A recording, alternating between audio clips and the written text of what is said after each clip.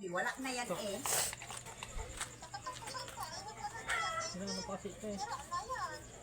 Halos kalahating ay ilang days din bago nyo maiuwi.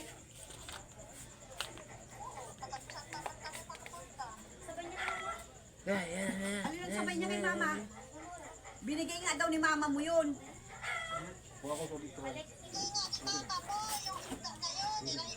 Ano? Upo ako? Busin mo yan ah. Oh, tradisyan. Mariosep. Iprito mo. Muna ako tol, pagkatapos sa tol. Iprito mo. Sige, muna ako. Iprito mo. Iprito mo na. Masisira yan. Sige. Hindi, kung ayaw Kanya ko. hindi ipadala mo. Oo. Kaysa masira yan. Kasi kala ko uwi kayo. Hindi ba kayo uwi ng Pasko doon? Masisira yan eh.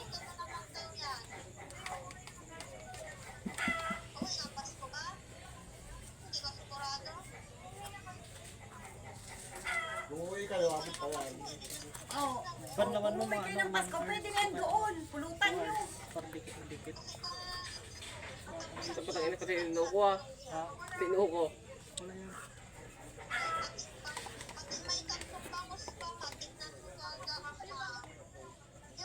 Makapal na ba?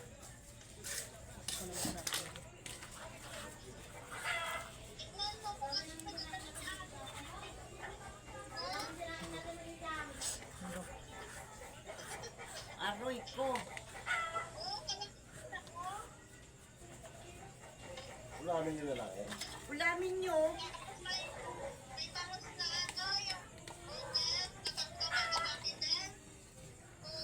Eh kasi nga, alis sila ate mo, wala na rin tao doon, kaya inanon niya yan.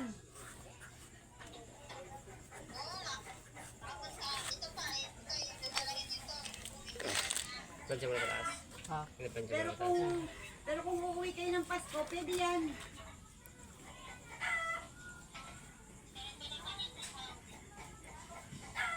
Nag-iipa ako eh. Hindi, bulwit na. Oo. Kung uuwi naman pala kayo dun sa Bulacan, di pwede yun.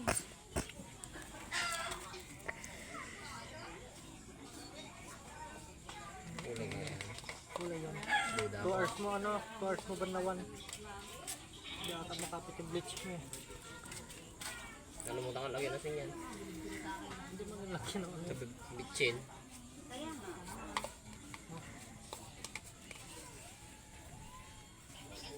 Balutin ka plastic no? Oo. No? Plastic. Ay, nabulong mo natin. Dami ko. Eh kasi nga hindi na uuwi nga kasi sila father, wala nang tao doon.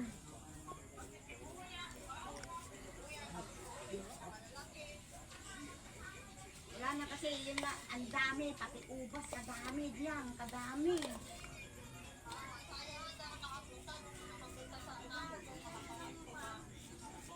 Ang daming ubas, yun, ewan ko kung saan niya ilagay, kung hindi siya mapikat, saan pa nga ni ate yung oris ka, sa maleta niya na nilagay eh.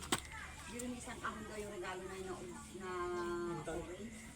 Pagkatupot. Eh, sabi ni Gila na galaw? uwi mo yan. Tira mo dito. Kailangan.